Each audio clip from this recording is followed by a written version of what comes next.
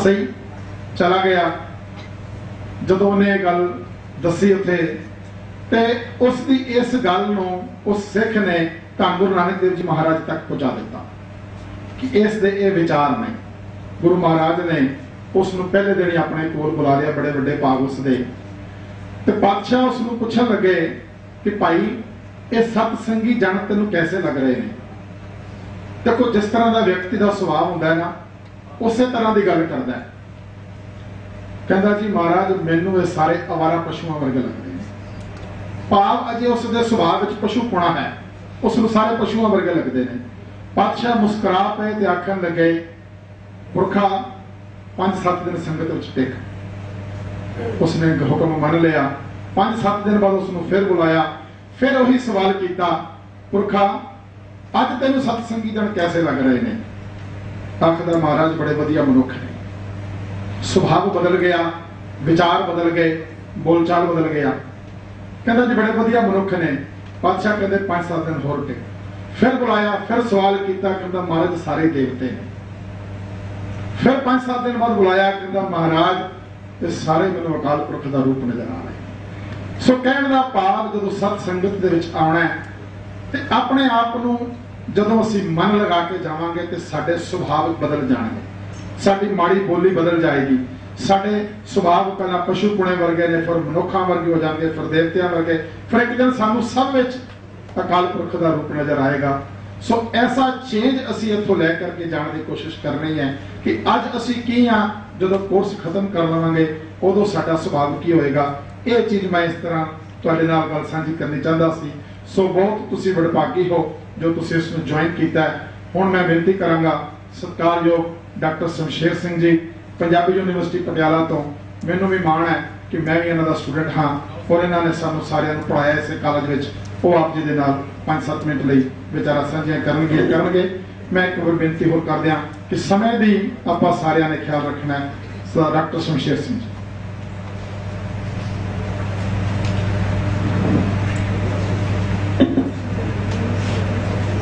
गुरु प्रसाद सिंह जी, वाहिगुरू जी का खालसा।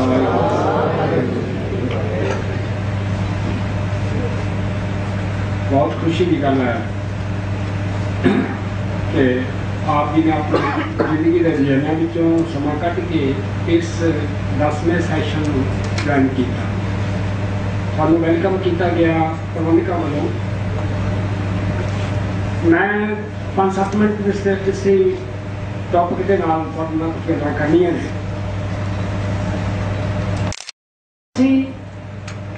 किसी नवें धर्म के धार्मी होंदे हाँ तो वो धर्म अपने बुनियादी रूप तो डिवेलप करता होया, विकास करता होया एक ग्रंथ के रूप में साढ़े सामने उसरता है।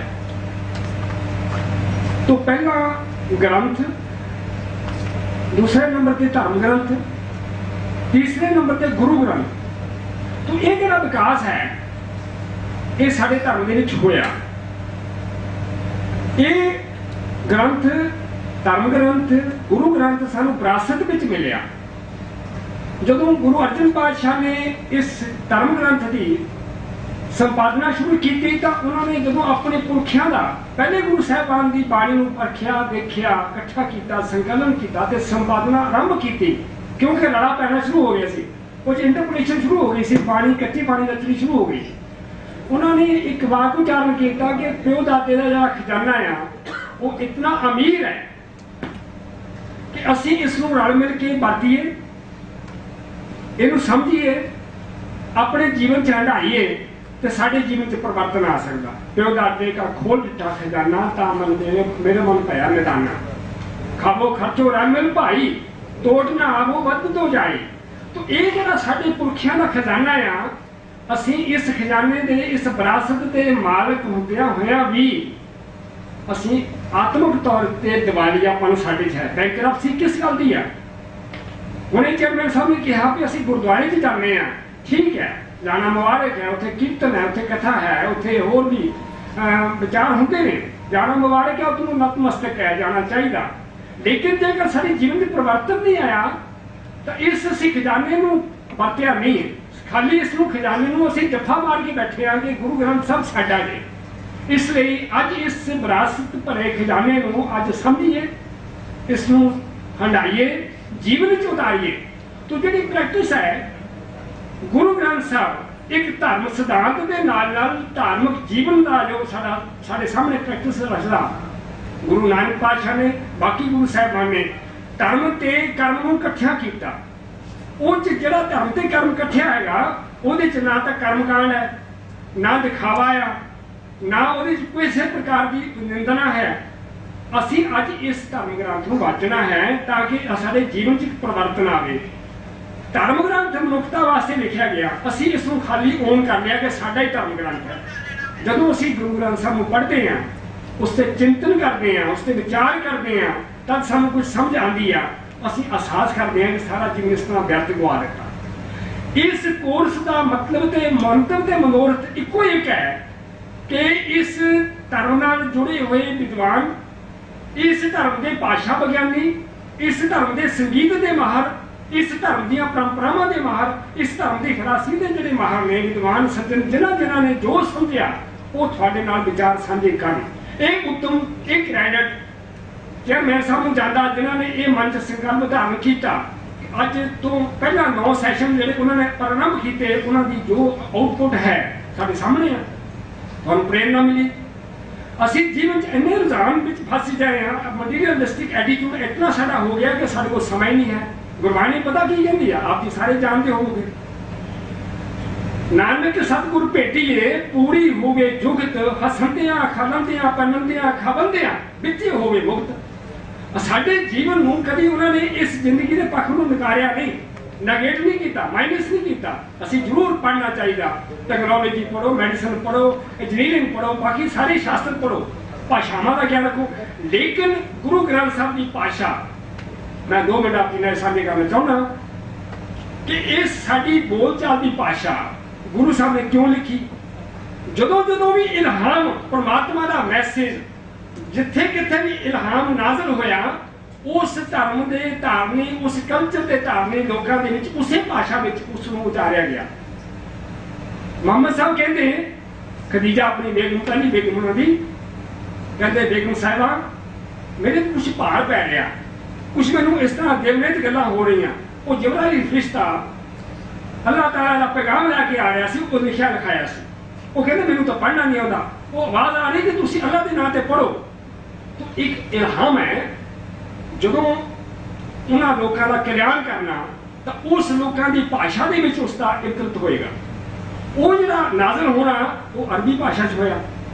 जदों हिंदुस्तान की इस कायनात नूं कल्याण करने वास्ते गुरु नानक साहब नूं अनुभव होया, उन्होंने जो इल्हाम होया वो सारा उन्होंने अपनी अनुभवता विच आके साडी बोलचाल की भाषा में उन्होंने लिखिया। तो असी अज उसनूं ना तो समझ सकते हैं, ना अंडरस्टैंड कर सकते हैं, ना उन्होंने पढ़ सकते हैं, ना पढ़न की लोड़ है, ना साडे विच लोड़ उहदी महानता साडी है। हुण जे गुरु ग्रंथ साहब नूं असीं पढ़ीए, सारा ही गुरु ग्रंथ साहब मनुख के उपर केंद्रित है, सारा ही गुरु ग्रंथ साहब मनुखता नूं मैसेज दे रहा, लेकिन मनुखता उस तो अज्ञान है, लोड़ नहीं पढ़न की। साढ़े वास्ते लिखा गुरु ग्रंथ साहब, आई मीन मानवता वास्ते लिखा गया सारा गुरु ग्रंथ साहब, सारे उसकी धारनावां, सारी उसका फलसफा मनुख के उपर केंद्रित है, उसका केंद्री बिंदु मनुख है।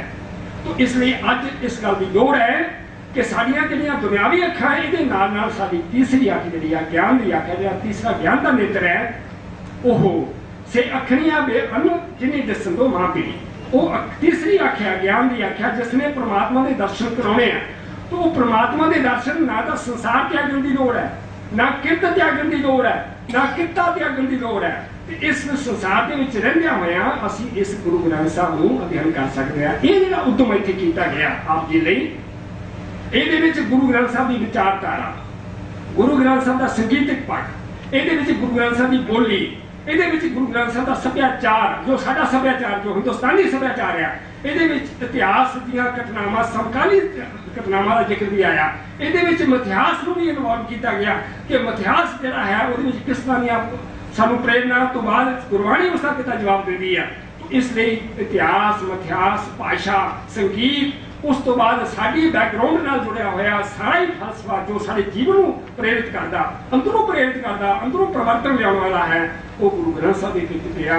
अज लोड़ है कि ਅਸੀਂ ਕੀਰਤਨ ਵੀ ਸੁਣੀਏ, ਕਥਾ ਵੀ ਸੁਣੀਏ, ਲੇਕਿਨ ਟਾਈਮ ਕੱਢ ਕੇ ਜੋ ਗੁਰੂ ਗ੍ਰੰਥ ਸਾਹਿਬ ਦੇ ਵਿੱਚ ਫਲਸਫਾ ਹੈ ਅੱਜ ਉਹਨੂੰ ਅੰਡਰਸਟੈਂਡ ਕਰਨ ਦੀ ਲੋੜ ਆ। ਤਦ ਅਸੀਂ ਸਰਵਾਈਵ ਕਰ ਸਕਾਂਗੇ ਕਿ ਸਾਡੇ ਕੋਲ ਵੀ ਇੱਕ ਵਰਲਡ ਲੈਵਲ ਦੀ ਸਕ੍ਰਿਪਚਰ ਹੈ ਜਿਹੜਾ ਕਿ ਸਾਰੀ ਮਾਨਵਤਾ ਨੂੰ ਇੱਕ ਸੰਦੇਸ਼ ਦੇ ਸਕਦੀ ਹੈ, ਜਿਹੜੇ ਸਾਰੀ ਮਾਨਵਤਾ ਦੇ ਸਾਰੀ ਸਮੱਸਿਆਵਾਂ ਦਾ ਹੱਲ ਸਮਾਧਾਨ ਦੇ ਸਕਦੀ ਹੈ। ਇਸ ਵਾਸਤੇ ਅੱਜ ਗੁਰੂ ਗ੍ਰੰਥ ਸਾਹਿਬ ਨੂੰ ਉਸ ਨੁਕਤਾ ਲਗਾ ਤੋਂ ਉਸ ਐਂਗਲ ਤੋਂ ਰਿਵਿਊ ਕਰਨ ਦੀ ਲੋੜ ਹੈ, ਪੜ੍ਹਨ ਦੀ ਲੋੜ ਹੈ, ਵਿਚਾਰਨ ਦੀ ਲੋੜ ਹੈ। ਉਹਨਾਂ ਵਿਦਵਾਨਾਂ ਨੇ ਜਿਨ੍ਹਾਂ ਨੇ ਕੁਝ ਪੜ੍ਹਿਆ, ਜਿਨ੍ਹਾਂ ਨੇ ਕੁਝ ਅੰਡਰਸਟੈਂਡ ਕੀਤਾ, ਉਹਨਾਂ ਦੇ ਖਿਆਲਾਂ ਨਾਲ ਅੱਜ ਸਾਨੂੰ ਰੂਬਰੂ ਹੋਣ ਦੀ ਲੋੜ ਹੈ। ਇਹ ਜਿਹੜਾ ਉਦਮ ਹੈ ਸ਼ਲਾਘਾ ਦਾ ਯੋਗ ਹੈ, ਸ਼ਲਾਘਾ ਦਾ ਪਾਤਰ ਹੈ। ਮੈਂ ਸਮਾਂ ਬਹੁਤਾ ਨਾ ਲਵਾਂ, ਫਿਰ ਜਦੋਂ ਆਪ ਜੀ ਨਾਲ ਕਦੀ ਮੁਖਾਤਬ ਹੋਵਾਂਗਾ ਫਿਰ ਗੱਲ ਕਰਾਂਗੇ।